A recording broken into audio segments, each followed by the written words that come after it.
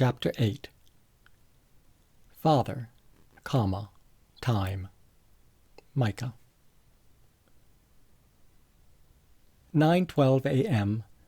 Oliver approached Cricket and Alpha, who sat quietly beside his father's bed, which was Micah's deathbed now. Micah's body lay there, unmoving.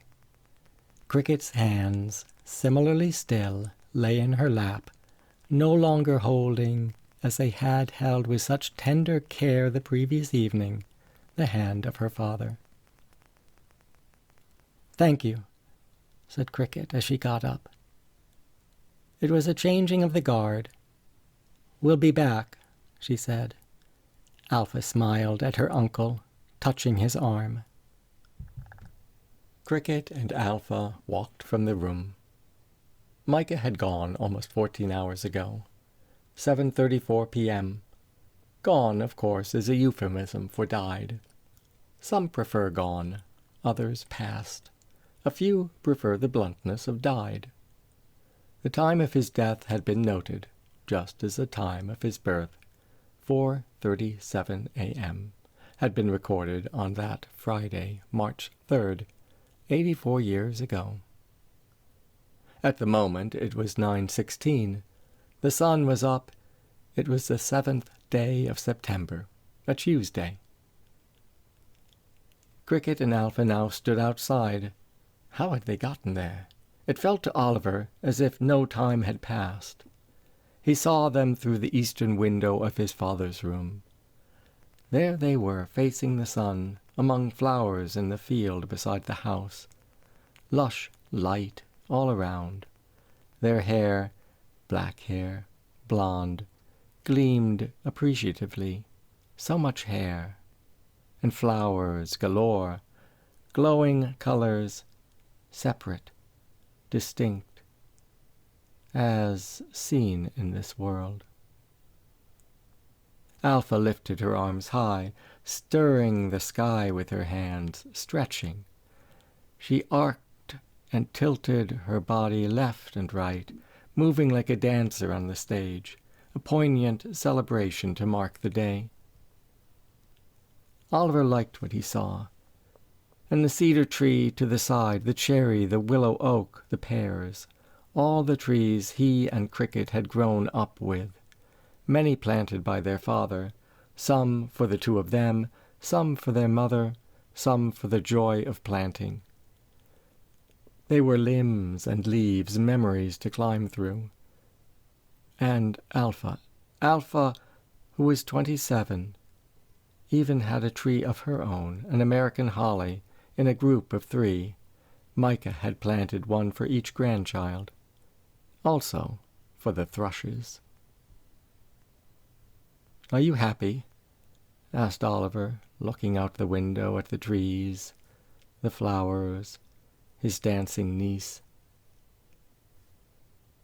"It was no accident that I came down to earth," said Micah. "No," agreed Oliver. "You decided to be born." "It was a wish come true," said Micah. "Time and I went from place to place." "Like wind," suggested Oliver. "I remember wind. Yes, It blew me away, not far. The sky is loaded with beings. But you see me lying on the bed. If I turn from the window, I do. Then turn. This is where my life ends." Oliver glanced back to his father's body lying in the bed. "So, are you happy now?" he asked his father again. "Now that you've looked?" "No," said Oliver. "Nothing about me. How are things for you now?" "The sky is loaded with beings," repeated Micah.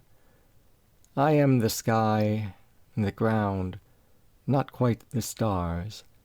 I feel homeless. Is that the same as happiness?" "I don't think so," said Oliver. "It's longing." "I long, then. Not a bad thing, though. I long the same way you act. Once an action, now a wish. That's who I am. Oliver said nothing. He kept his eyes on the trees, on his niece and sister talking outside. "I've got a surprise for you," he then said. "What, the bear's back?" Mika exclaimed. "What? No. What bear?" "Do you remember your mother's favorite book?" asked Mika. "Invisible Man," said Oliver. "A different favorite. She loved fairy tales." Oliver thought about his mother, who had died 12 years ago. Outside, the morning sun lit the grasses where there were no trees. He thought about life and death, life before life, and life after life, and mostly life during life. "The animal family," he said, remembering. "Yes, that's the bear. I see it. I can't get to it." "Oh, but that's not the surprise I mean," said Oliver. He turned from the window. He went to sit in the chair beside his father's body. Mika, having died not long ago, remained quiet, unmoored, yes, but not yet traveling on. He felt lonely, and Oliver knew this. "Don't be sad, Papa. It's a beautiful day today. Nothing is wrong here. You are a human being. Remember. You have more to do. All your longing will become future acts on earth." "You sound certain." "I'm an optimist, like your mother," said Mika. Then he began. "I am new leaves." He searched for words. New leaves. Newly discarded, abandoned. "Abandoned? No," said Oliver. "By us, do you mean?" No. Not by anything else, by myself. I don't want to give up. You won't, Papa. But I have. "You've left your body on the bed," said Oliver. "It did its job. That's not abandoning. Who am I, if not him?"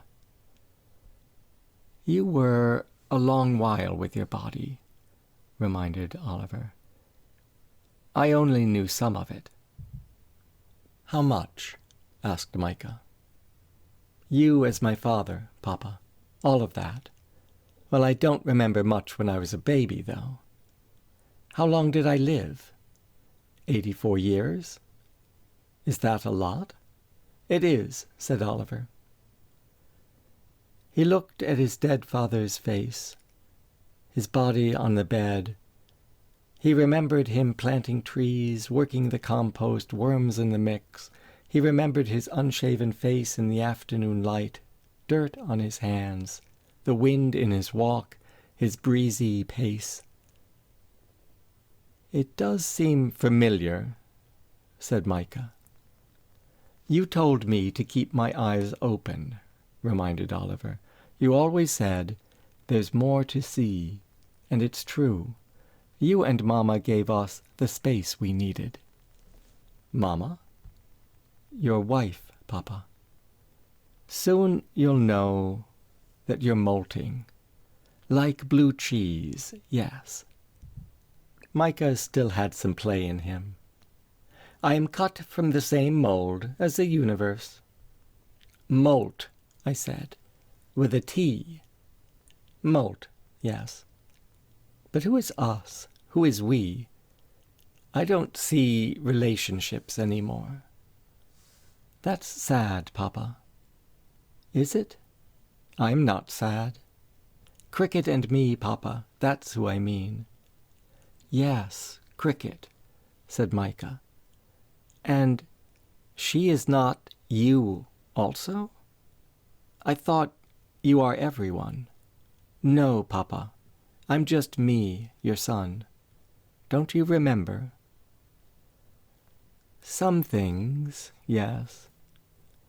but not a world of difference, and how to know it. Not how to touch things. Do you touch things, Oliver? I do. The exchange of words subsided, leaving quiet in the room. Oliver sat with the quiet. He sat in the house where he had lived as a boy. Cricket and Alpha were staying here now, Leah too, when she wasn't at the hospital. She'd spent many nights here.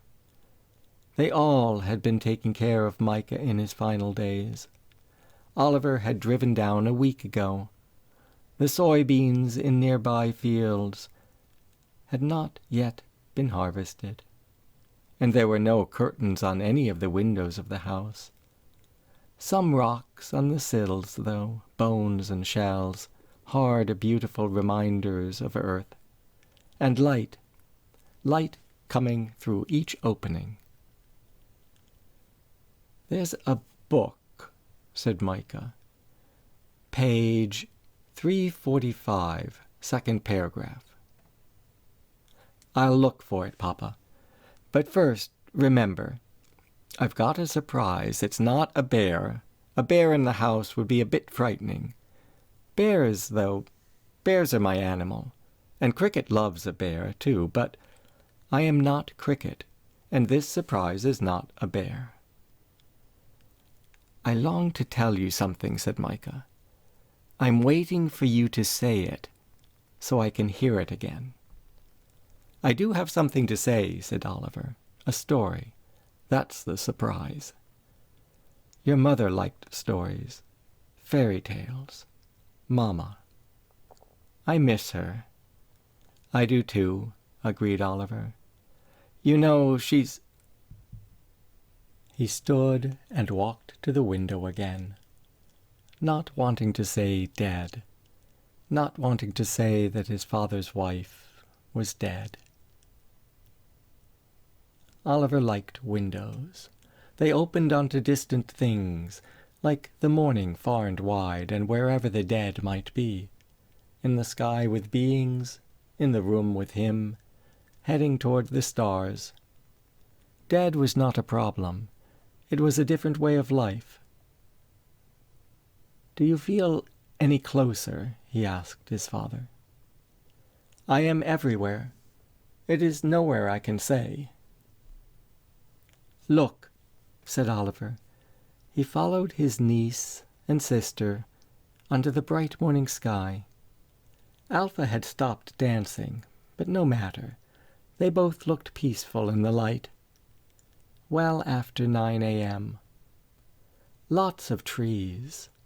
Their limbs like arms, their leaves like late summer hair. Their voices, the voices of those trees, unhearable, unlike his father's voice.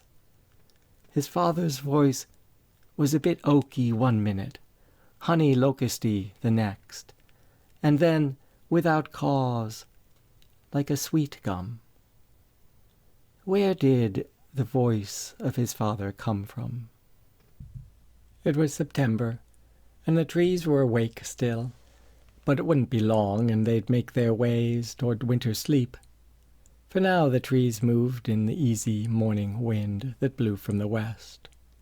In town, it was the first day of school. Eli had left at 6:15 to get ready for his high school students, Trey, Daniela, and them. U.S. history, our story, theirs. Eli liked to arrive early, write something on the board, a seed for his students, something to think about. Maybe it would spark their interest, or so he hoped. There are many forces to exacerbate our separateness, but why study them? That's what Eli told Cricket. It's what Cricket told Oliver, it's what Oliver thought now. Why study divisive things except to make them powerless in the presence of better thinking and common life? We all have life in common. Trees, stones, mourning doves, the dead and the living. Life is us. That's who us is. That's who we are. And that's the seed to plant all young people could be taught how life needs us as much as we need it. Life needs our educated souls so it can grow its meaning, so it can flower and fruit. Life counts on us. We can give it our most secure promise of support. Cricket and Alpha outside among the plants, standing in the sun. Oliver at the window. And where was Mika? He was no longer apart. He was suddenly gone. No current one to talk to, no bodily sense, nothing. No way to touch or be touched.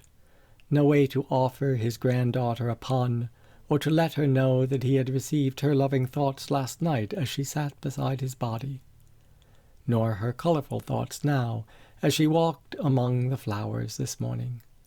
No way to tell her he'd become... What was he now?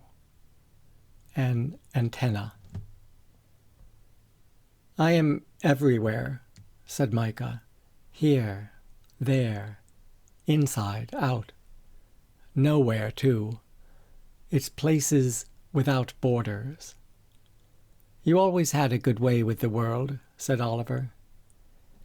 "I feel fused, confused, unified. The unity is the whole puzzle, though. No pieces anymore. Why does it feel incomplete?" "You have been a piece for a long time, Papa. A piece of the world." 84 years, you say?" "Yes. I miss being a piece, being outside, apart, being beside." "I miss you too, Papa." "This story, then, this story you have to tell," said Mika. "Is it a story of loss, my loss?" "No," said Oliver, "not at all. I would say the opposite." "But I am at a loss," said Mika. "I don't know what it is I don't have. I want to hold something, anything. I no longer have that ability." Oliver felt sadness wash over him. Not being able to do something that for your whole life you were able to do. How troubling, how sad a feeling that must be. "And I have no time of my own," continued Mika. "I remember having time that I could use. None of it anymore." Mika's body, now empty of himself and time, lay in bed, not breathing, not blinking, with nothing to add. That body was useless except to the forces of decay, which were happy to have a purpose. They could break things down as far as is possible. They could have at it. All they wanted was to chew up that body, to digest it, and spit it as dust. Oliver turned to his father's old flesh. He settled his eyes upon it. A green blanket covered the useless, decaying corpse. But really, it had been a faithful home. There was a thin layer of white hair on his scalp, and his exposed face was speckled with red spots and furrowed in wrinkles. That body is where he lived, thought Oliver. It's peaceful now, empty of Papa and time. Where did he and his time go? Oliver imagined that his father now existed in some world that is a world of free time, a place where time is no longer contained in things, but rather you could move through it like moving through air on earth, or like walking through a field. He imagined his father moving from time to time, the way Oliver himself traveled from place to place. It was two ways of experiencing life. Why would anyone ever think you'd get all of life from one perspective alone? Oliver took a deep breath. He looked away from the timeless body of his father so he could better see. He wanted to see the man he'd known for 58 years, the man who had held him as a baby, who had carried him as a child. He couldn't see so far back, so mostly he saw the man who had walked with Cricket and him, teaching of tree names and leaf shapes, and how roots are organs that inform the plant of the earth, while the roots of humans are the opposite. The roots of human beings dig into the heavens to... Oliver wanted to see his father out there, but mostly he remembered the man at home. He saw his father, who had lived with his wife in every season. 50 years they'd been together, winter, spring, summer, fall. And then, too soon, he had laid her to rest in the marsh, let go her ashes. May it had been, the month of May, just after Micah's birthday, 12 years back. Oliver saw the man who had worked with his hands, had planted things his whole life, prickly hollies, wispy willows, pachysandra, black-eyed Susans, friendships with his neighbors, 1001 kind words at night, joking words in the morning sun. This coffee tastes like dirt. Well, that's because it was ground but a minute ago. Ground, yes, a minute ago. Ha! That's funny. Of all the times to be, only one of them is now, thought Oliver, as he looked for his father through the window. He thought how his father had loved his children, himself, and Cricket. We were ground for him, he said to himself. Groundwork, he thought, correcting the word. Micah loved his family. He loved his family life, loved his entire family, his grandchildren, his ferns and grasses, his hemlocks and birches, every one. Loved his wife most of all. Never a discouraging word to her. He encouraged every one to be like trees, to grow up and outward into cloudless, welcoming skies. And now he needed some encouragement for himself. I've lost all the stories, said Micah, lost who I am. April. I remember her. She's the storyteller. She is someone. You're someone too, said Oliver. Thank you. I don't see it. I do, said Oliver, and I have a story. Is it the animal family? April loved that one. It isn't, but yes, she did like that. I remember. What do you remember? Asked Micah. Right now? You. You say you. Do you mean me? I do, said Oliver. There is something I keep running into, said Micah. Pictures. It is pictures of someone. Is it me? I'm sure it is, said Oliver. I can visit the exact moment when my time on earth began. My twin brother died when I was born. Do you see? Yes, Papa, I know about that. I can't make heads or tails of any of it. Here's my brother, James. My April, May, my June, July. You and Tova through the years. I'm moving fast. Can't get a grip on it, though. Can't distinguish anything. And Theo. What is it about Theo? I had a mother, father, too. Their house on earth was in the East. In Easton, in Maryland. Easton, oh. My mother died one day. Then my father lived alone. He lived nearby till the day he died. What is all this dying? It is all to do with me, isn't it? But you are not dead. You and the trees, the flowers, the colors, you are not dead. What's the difference? I don't know, Papa. Maybe we are all living. Yes, said Mika. Everything is adamant. Do you mean animate? Animate, yes. There are animals everywhere on Earth, right?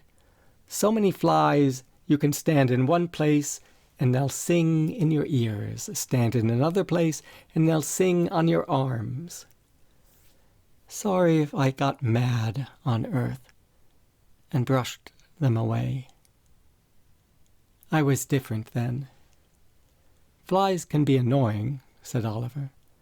You didn't mean to hurt them. No, never. Why be angry when something's just being itself? And foxes and squirrels, and I think that I like the green world most of all. Green growing grasses. Great. And mushrooms, too. Mycelium, your psyllium, all our psylliums. But I don't sense the humor in it any longer, and that makes me sad. No ability to make a real connection anymore. You had a good sense of humor, said Oliver. I remember a joke about coffee, and another. Can't plant any seeds if you haven't botany. Very funny. Just look at that body, though, said Mika. No laughing matter, just stoic stuff. No blood, no vim and vigor. It's got no seed, got nothing in it that can grow. Oh, how serious it is to die. But it's really not so serious, is it? I'm not like that. I just want to get going again. You will, said Oliver. That body's not you anymore. You're new, adjusting. The sky is full of beings. Yes, it is. Just think how long it takes for a baby to learn to walk, Papa. You're learning to walk all over again. Good of you to say it, and good of you to listen to me. I feel I know you.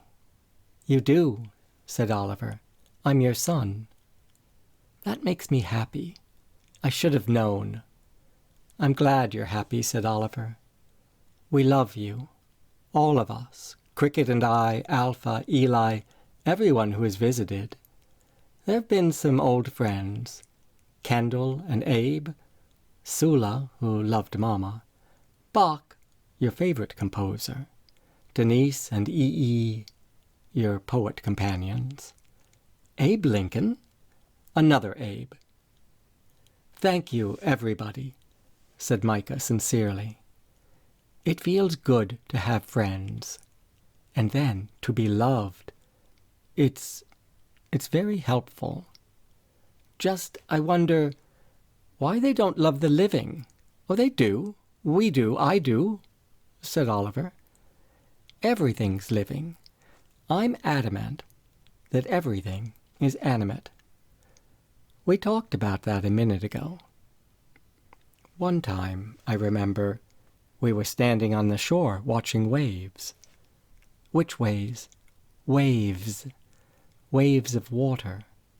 Waves of water cresting and falling, lapping on the shore. That's the story I want to tell you. Can you see it? I see what you mean, said Mika. It's beautiful. Say it again. We stood at the edge of the marsh, said Oliver, recalling, watching the waves, one after another. I have that place right here, said Mika. It's in me. It's fun to watch with you again. Yes, it is, agreed Mika. Everything is living. The animate earth, the smell of honeysuckle, the low tide in summer, periwinkles on the cordgrass. You speak it, and it comes alive. It makes so much sense if you think about it. Oliver looked far off out the window. He was glad he could help his father to see. But was he only exploring his own thoughts through his father's death? Was he talking to himself alone? In return for such doubt, he said very clearly to his father, "I'm sorry." "Why? Why be sorry?" "I don't know," said Oliver, "but I can do better. My surprise might do you good. It has to do with that day when we stood watching the waves." "A story?" "A story, yes, but—" Oliver got up, stretching his legs. One of Cricket's cats, the gray one that she'd brought to share with their father for the last 6 months, came into the room. Cedar, plump and furry, purred like a friendly word. She rubbed against the bedpost. She rubbed against Oliver's leg as he leaned on the window frame. Out in the field, 200 feet off, stood Cricket alone. She had been with her daughter, and now was not. Where had Alpha gone?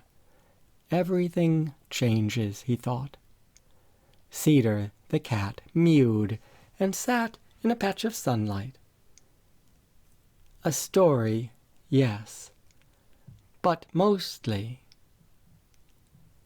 I remember this place, autumn on the eastern shore, Oliver thought. He gathered these thoughts. He gathered his thoughts of brackish water, minnows and herons at the water's edge, corn and soybeans, goldenrod, the influential light. He gathered his father in his thoughts. 1, 2, 3. It's a million things I remember. A story, yes. But mostly...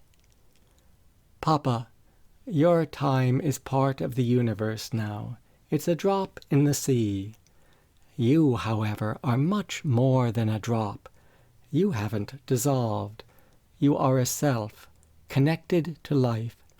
Your body hints at that self. It tells the story of a moment, the moment I know of you on earth. And there is a larger truth. What is that light? A story, yes, but mostly. I remember riding my bike to school with the sun, coming home with the sun, to this house here, seeing trees in the sun, standing in the open arms of their shade. Trees will always make me think of you, Papa. Cricket and I, thanks to you, we grew with trees. We grew like sassafras, dogwood, beech. We grew like that great white oak, 460 years old. There's a lot of history in a tree and in us. I close my eyes and hear your life nearby, your oakiness like a voice, pin oak, red oak, willow oak, white. A nurturing father, if ever there was. I open my eyes and see you in the house with Mama, the two of you sitting, talking.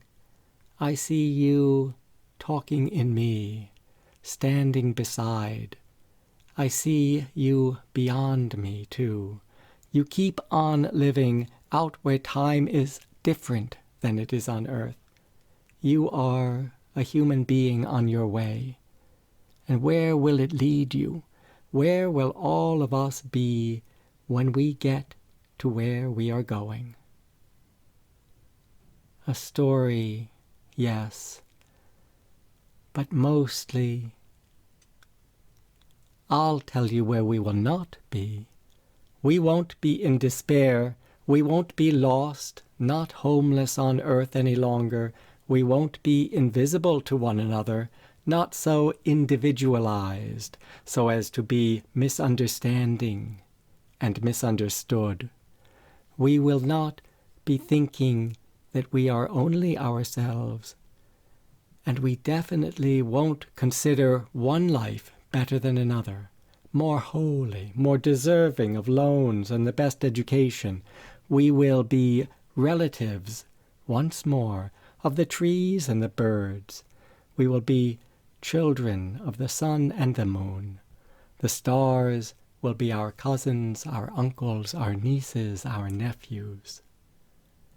And compassion, our generous brother, will open our minds. Empathy, our amazing sister with beads in her hair, she will smile within our hearts like a road without traffic. Our Father will live in our every thought, and the truth of life will be the voice of our Mother. We will speak with that voice as we make our way forward, and only then will we say we are getting somewhere. We will have found our true form, which will be the shape of love, and love will be the measure of our days.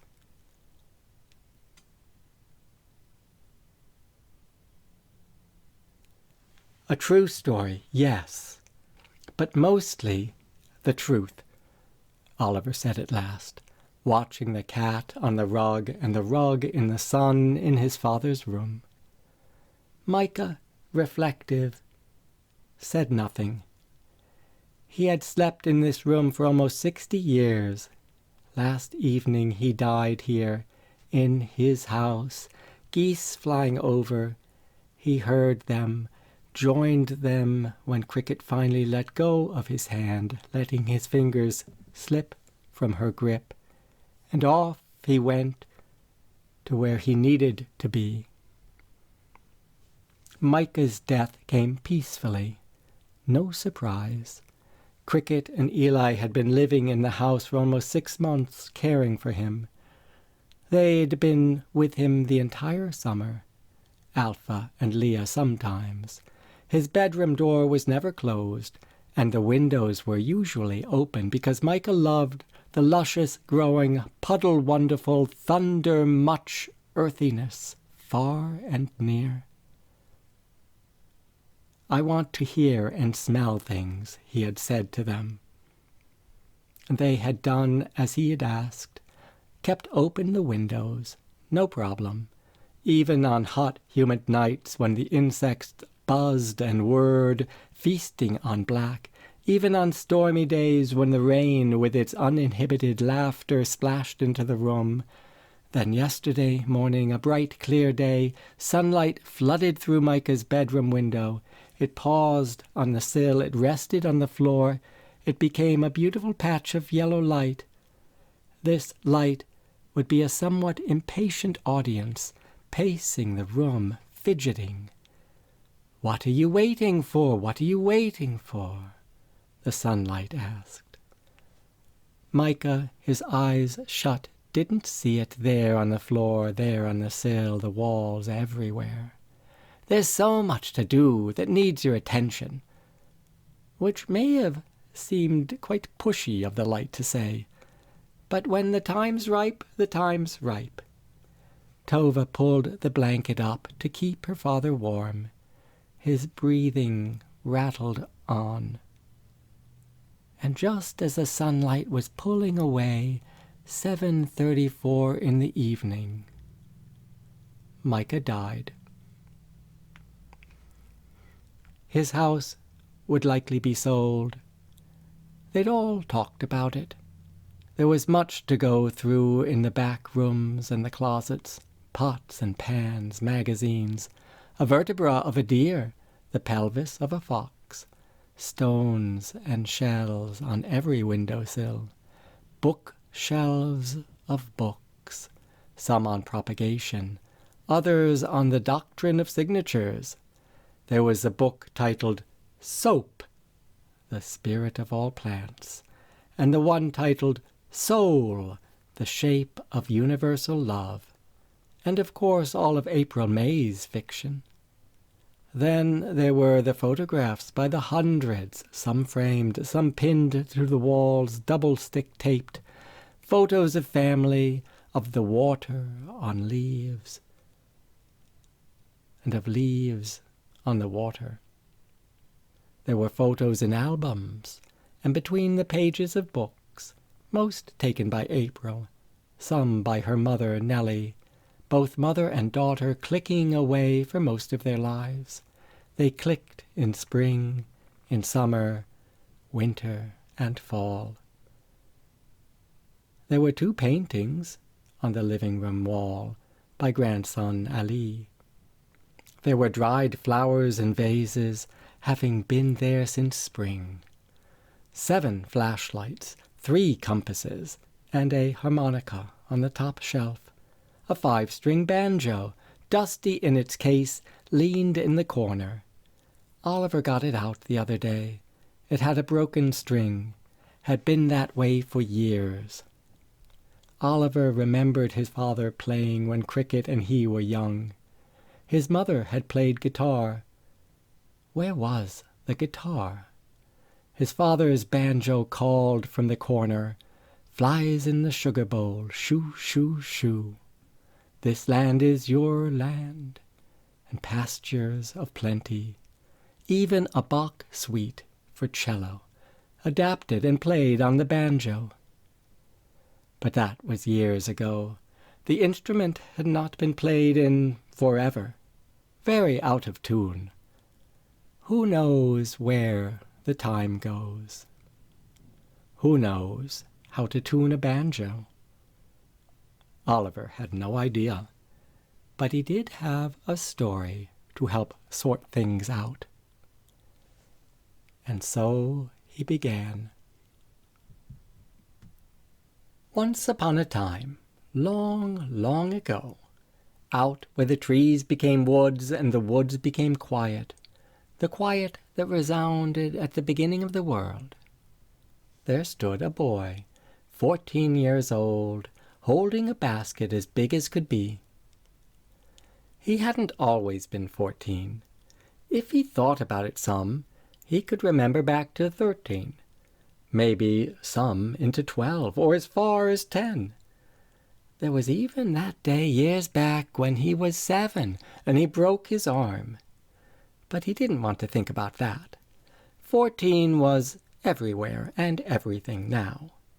That and the woods, plus his big empty basket. He, Mika, was not far from his house. It was good to be out. His mother needed kindling, and he needed to move. A win-win for everyone. He breathed in the autumn trees. A leaf fell to the left of him, and to the right of him a squirrel showed up without warning. He wasn't that fond of squirrels. A fox would be nice, or better, a bear. Hoping for a bear, Mika collected some twigs and small branches in his basket. "What are you doing?" Mika looked up.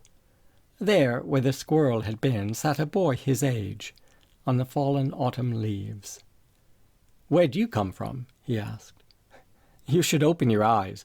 I've been here all along." "No, you haven't." "Yes, I have," said James. "What's your name?" "You should pay better attention."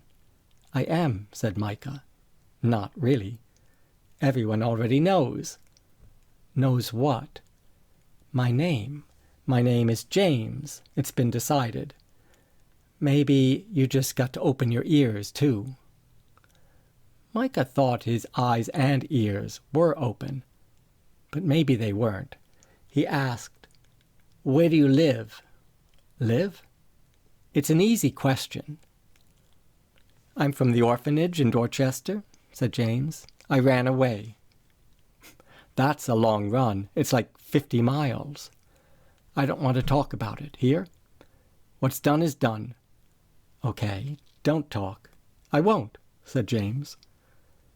It was only a moment till he broke his word. "You need some help?" asked James. "Sure." "You don't mind?" "I don't mind. But if you ran away, you must need a place to stay." "You offering?" "Well, not up to me, is it?" "If your parents are okay with it," said James, breaking a fallen branch, putting the pieces in the basket. Me being..." "You being what?" said Mika. "Could be I'm a thief." "Are you a thief?" "No," said James. "So why make a problem when there isn't one?"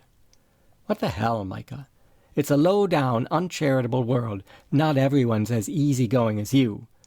Lots of folks look for problems in other people. I might be one of those problems for your parents. Say they don't trust me. They might hate the looks of me. They won't hate anything about you, I promise. So, either you're coming home with me or you're not. It's that simple. Okay, then. I am. Good, said Mika. In silence, the two filled the basket with kindling. They walked home, saying nothing, sharing the load. James kept to himself in the house, never saying much other than thanks or no thanks.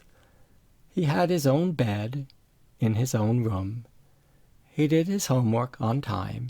He washed the dishes every Thursday and Saturday. He cleaned his father's truck. He made biscuits with his mother, watermelon salsa.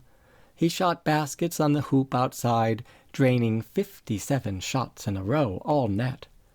Mika told James he should go play on the high school team, but he didn't want to. Sometimes Mika and James would play chess together. James was good, and usually won. They chopped wood and went fishing, and when they read, it was often a book with animals in it. Dogs, whales, horses, wolves. That, or biographies, autobios of famous people. W.E.B. Du Bois, Darwin, Archimedes. "What's doing today?" asked James. "Let's ride over to Taylor Point." Nothing more needed to be said. They always agreed. James was good at math. Mika liked history and biology. They sat together at lunch complaining about the food. In 9th and 10th grades, they walked to school. In 11th and 12th grades, they usually drove quietly to and from in Mika's red Ford Thunderbird. Once it was in that car, James told Mika that he was gay. It was the spring of 11th grade.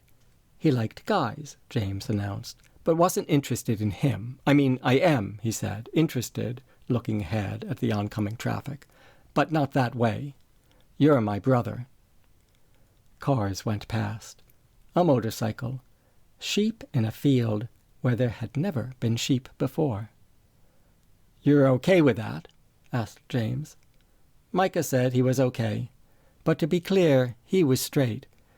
And he said that James, too, was his brother, which was a good thing, a very nice thing. Then the two were quiet again, looking at the road for the remainder of the ride home, and for the rest of the day they said nothing to each other. James shut himself in his room. There wasn't even music, only wind that came whistling through the window and that you could hear through the shut door. And there was the sound of something else, a book falling on the floor.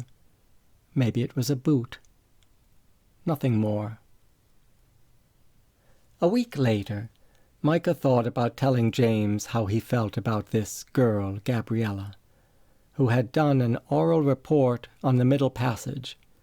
He liked what she had said under her breath when the teacher cut her off because, as the teacher said, "You're going on too long." "Going on too long," Gabby had said. "It's not my fucking report that's been going on too long." She got a C-, with a comment at the end about language, but Mika thought she deserved better. Maybe a sunflower. So he started one for her in a planter by his window. 3 weeks later, there was the plant, 5 inches and growing. "Gabby's nice," said James, as he and Mika played chess. James moved his bishop. "Mate in 3, he predicted. Pawn to king knight 6. Check. Rook takes pawn. What a mistake. Open your eyes. Queen takes rook. Check. King retreats. Knight takes pawn. Checkmate." "Good game," said Mika, shaking off defeat. "Thanks," said James. "She likes you, but she's not the one." He got up. "Where are you going?" Haven't figured it yet." James left the room. Mika did not follow him, so who knows where exactly he went. Gabriella moved away in the summer. Her father was in the army. So it goes, thought Mika. He never did give her the sunflower. He gave it to his mother instead, and she planted it in her garden with the cherry tomatoes and peppers. After its yellow head turned to seeds, birds got to it, plucked out the food. Everyone's got to eat. Mika was hungry for something, too. Maybe it was love, definitely so. He thought about Gabriella. He thought about Paige and Marla and Colleen Gibbs. Her breasts were large, and they bounced whenever she walked. Once she even stood behind him, pressing her breasts ever so gently into his back. Maybe he wanted to touch them. Definitely so. And what did he want to do with his life? He was no good at basketball or chess or math.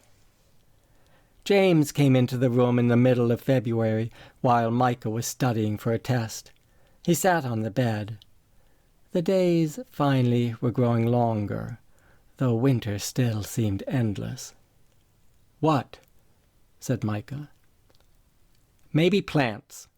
Trees. Everything is living. Everything is adamant." "You mean animate." "Woods and marshes," said James. "Flowers and ferns.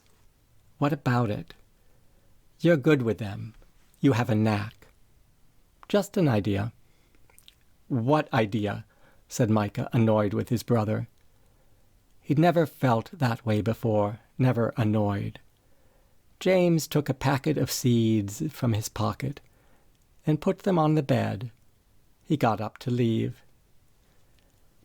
"You can't plant a seed if you haven't botany," he said, smiling. And then he left. One day in May, just before graduation, James, who had been out, returned home. He opened the front door, entering the foyer. He forgot to close the door, or maybe he had lots on his mind and the door wasn't included. It was Saturday, just after 9 a.m. He saw Mika on the sofa and nodded as he passed. He proceeded to the kitchen and began talking up a storm. His mother, because there is really no better word to describe her, could not believe how much her son had to say. It simply wasn't like him to visit and talk like this. She liked it, though, loved it to no end. James spoke with her about Danish pastries and the fools and possets and puddings they made in England, which aren't even puddings, are they? The two spoke about yeastless breads and yeasted cakes, about shad roe, blueberry buckle, huckleberry buckle, and the different ways to make meringue, how you fold in flavors to keep them light and airy, how they need to be slightly chewy inside. James told her he wanted to be a baker, maybe a famous chef like Gagliaro or Cotton Eye Joe. He planned to travel to France and Madrid, northern India, Ethiopia. Mika, who had come into the kitchen, never knew this about his brother. "Who's Gagliaro?" "From Italy. He's world famous." "You never said any of this before." "Yes, I did." "No, you didn't." "You've really got to open your ears, brother." James and his mother carried on in the kitchen about spices and meat rubs and how to cook fish so it would melt in your mouth all buttery and delicate, like a silky smooth custard. His mother took notes. Then into the room came his father. "Hey," said James, which startled his father, spun him for a loop. It was more than James had ever offered in the morning. For all these years he had barely said a word. And yet there he was, talking up a storm on a Saturday in May, and it wasn't much after 9. Father and son rattled on till nearly 11 a.m. They talked about Helsinki, where Merlin was born, 1924. They talked about the Norway maple and Tove Jansson, born 1914. They talked about Punjab, where Merlin had visited as a young man with Cora, his young, beautiful bride, as he called her. What an interesting place, with the Indus River and its tributaries, basmati rice, pickles, and other incredible fermented foods. You can't go wrong with ginger and tamarind. And there were dreams, of course, dreams of further travels, someday soon. New Zealand, the Outer Hebrides, both where Merlin hoped to go. "You've got to do it," said James. "You've got this one great life on earth as yourself. Do what you have to do." His father nodded, which meant, "We'll see." He got up from the table, kissed his beautiful wife. He was late for work. "I'm going too," said James to his mother. "I'm going to be someone, and nothing's going to stop me." Later that day, 3:47, James and Mika went out the front door. Saturday afternoon in May, 2 weeks after Mika's 18th birthday. They bought some beer and drove to Blackwater Wildlife Refuge, south of Cambridge, to watch the sun go down over the marsh. Mika loved that place. James knew how his brother felt, so what better spot to say goodbye? They both opened up to each other as they'd not much done before. The long stretches of marsh, patens, spicata, pickerel weed, trumpet weed, cattails. There were water birds, wood ducks, ospreys, snowy egrets, bald eagles.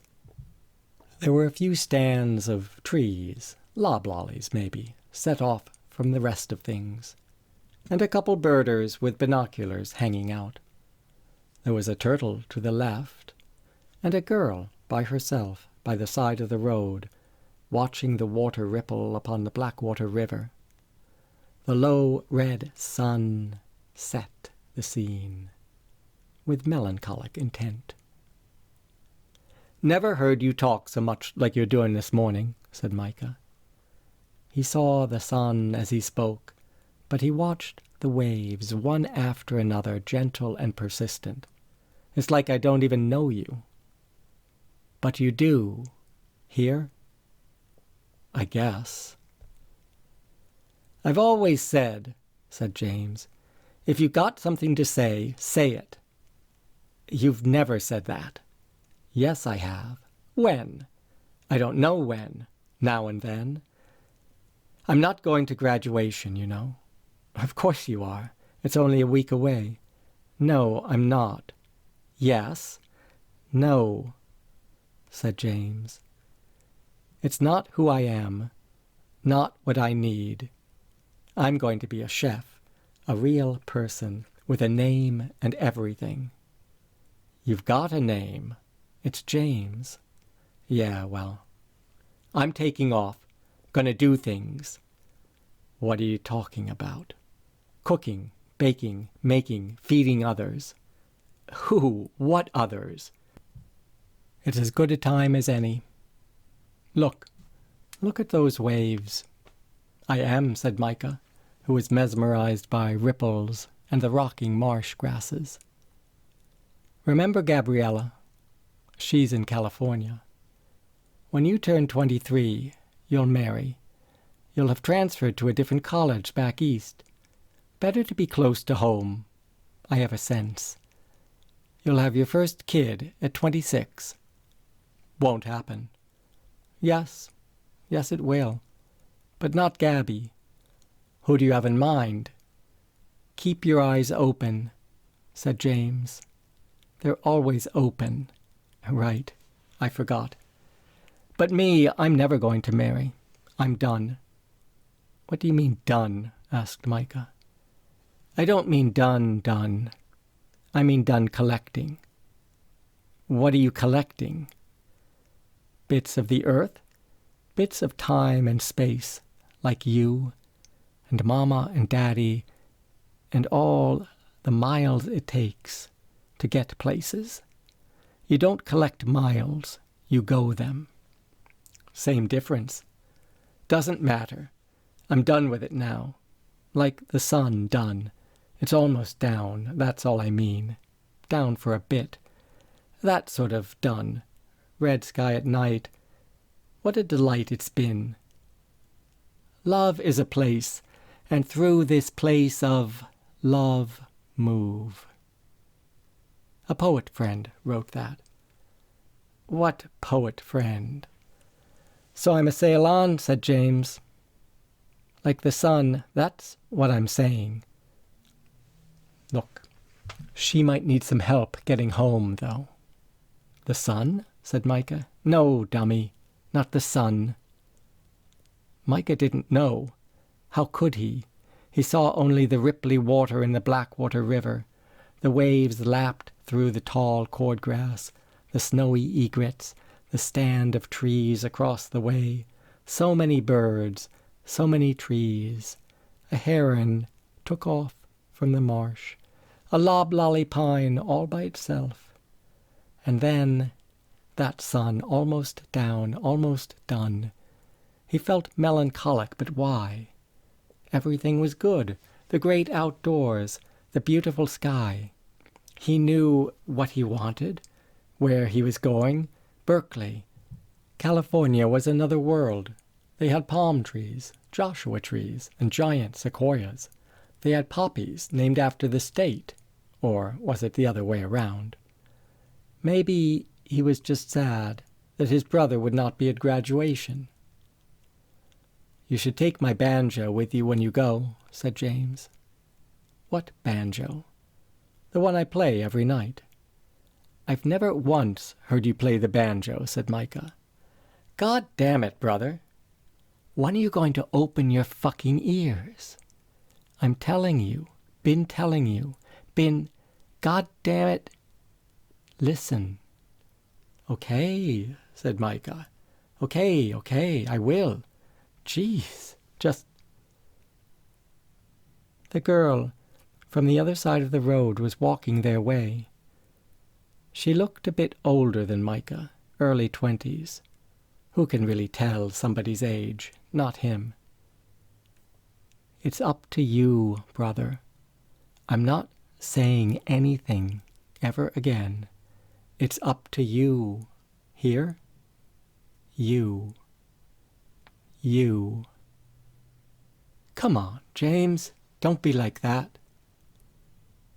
But it was true. Just silence from him. Uncertain silence. And the sound of that sun almost set. The almost set sun. And her feet on the ground, whoever she was. And that sound, that... Hey, said the girl, coming close. You have a car, don't you? I do, said Micah. My brother, Theo, he got mad at me. He left, sort of stranded me here. Why? I don't know. It doesn't really matter. He's like that sometimes. I'm sorry. Why? Well, it's no good to have a brother who just leaves you, said Micah. Who wants that? You're right. Brothers should be nice to you. Isn't that what brotherliness means? I guess it does. You're right about that, too. Sometimes I'm left, said Micah. Like you, left alone. That's sort of funny, said the girl. Micah nodded. He liked this girl. I'm April. Really, it's April-May, but just April. Hi, just April. I'm Micah Birch. Or not two Micahs, just one. Where do you live? Live? Said April. It's an easy question, said Micah. Which sounded all too familiar to him. "I guess I live wherever I am," she said. "I mean, I'm living here at the moment." He liked that answer. Now, here was a girl with a good sense of humor. She was smart, pretty, super pretty against the marsh. Was he only just seeing it now? Her face lit by the setting sun, pine trees behind her, a bird above, maybe an osprey. "I love this place," said April May. "You know, Harriet Tubman lived here. Probably, she probably stood right there, right where you're standing." Micah nodded. He didn't know who Harriet Tubman was. "My mother'll be worried." What about Harriet? No, me. Okay. Look, well, I can take you home. I mean, whenever. There's no rush. You came here for a reason. It wasn't me. But here you are. You look like a reason. I didn't mean to interrupt you. Finish what you came here for." "Yeah, maybe I will." "My friend Gracie, she starts things and never finishes them," said April. "I get mad at her about it." "Don't want you mad at me," said Micah. "I'm just saying, you can't leave anything halfway done." Micah nodded. It was a lot of wisdom, all in one day. "So if that's your car, I'll just sit in it until you're ready." "Okay," said Micah. And just April walked off to his car. He heard the door open. He heard it shut. Nothing else at the moment.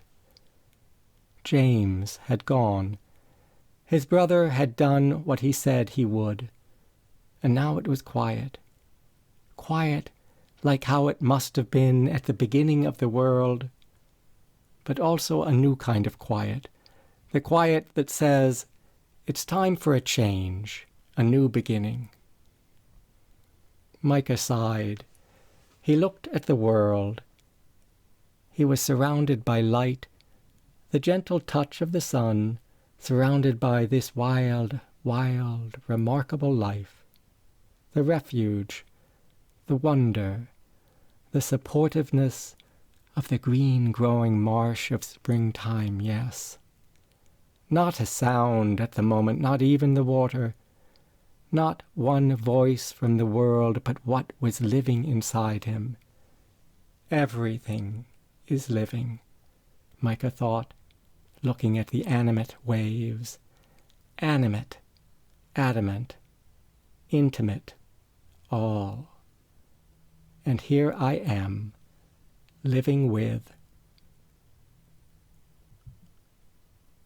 In his father's death room, Oliver continued to remember. There was another day, a later date, 5 o'clock, some long ago June. Oliver and his father, driving through the refuge, had stopped the car and gotten out.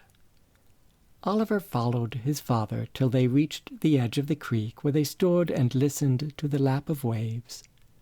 One wave after another fell upon the muddy shore. In his memory of that day, Oliver had just turned 14. His father was 40. What a troubling time it had been of late for the family. Micah wanted to take his son to one of his favorite places in all the world, Blackwater. As they stood, his father told a story, one of the few that he'd ever told. It was a story of this place years back, the story of how his twin brother, who had died at birth, had come to him one day and accompanied him through his adolescence, teaching him to listen and to see. And then one day, James, the twin, was gone just like that.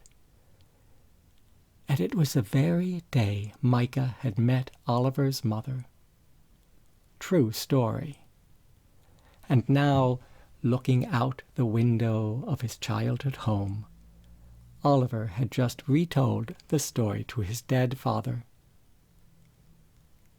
"I always loved how you told it," said Oliver. The sun, the waves, I can hear the water lapping behind your words. And those words of your poet friend. Love is a place. And the way you described Mama. Nice, smart, super pretty. She is many more supers than that, said Mika. Super, super, super, a million supers. I know, said Oliver. You and Mama were the best parents. You gave a sense of wonder and beauty to Cricket and me. You gave it. You did, Papa. The gentle touch of the sun, the roll of waves through the water to support all life on earth. You were like the water, a beautiful support for us. No, said Mika, no. You were born with it. Gentle touch of the sun, I heard you say it. You hold up life for others to see. Oliver didn't want to argue. It's you and me both, he thought. It's everyone. We're here for each other. It is us for the trees for us for the earth for us for the stars. He could have gone on. Got to keep your eyes open, though. Your ears open. Got to see the bigger picture. Listen. God damn it. Listen. So adamant. It's so much life around us that we don't even know. We've just got to. Look, said Mika. Look, turn and see. Oliver was looking. He continued to watch across the yard, widening his circle of view. There were trees whose leaves rippled like water in the morning breeze, and in between the trees it was hundreds of colors, some of them flowers. Beyond the flowers and trees and the breeze, there was sun, the morning sun, and surrounding the sun, with its very wide and wakeful stretch, stood the bright blue sky, arms reaching out, hands both open, a world of possibilities. A few clouds floated as guards to the sky. No, not guards, gates. And beyond the gates, there were hidden stars and planets, many moons, curious darkness that held invisible light. There was light coming through the darkness, moving every which way if you could see it.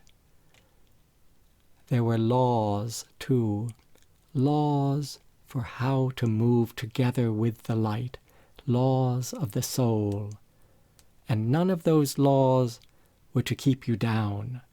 All of them were to lift you, to keep you going. Who knew this old home held so much goodness? Cricket, however, was nowhere to be seen. Where had she gone? Oliver turned from the world outside back to the room where his father's body lay in bed, having died many hours ago. Cedar, the cat, sat in the sun on the rug on the floor. She purred in the room with the body of Oliver's father. And there was his sister. There she was, coming into the room, carrying something that looked like flowers. It was flowers, but it was also joy. It was a handful of colors.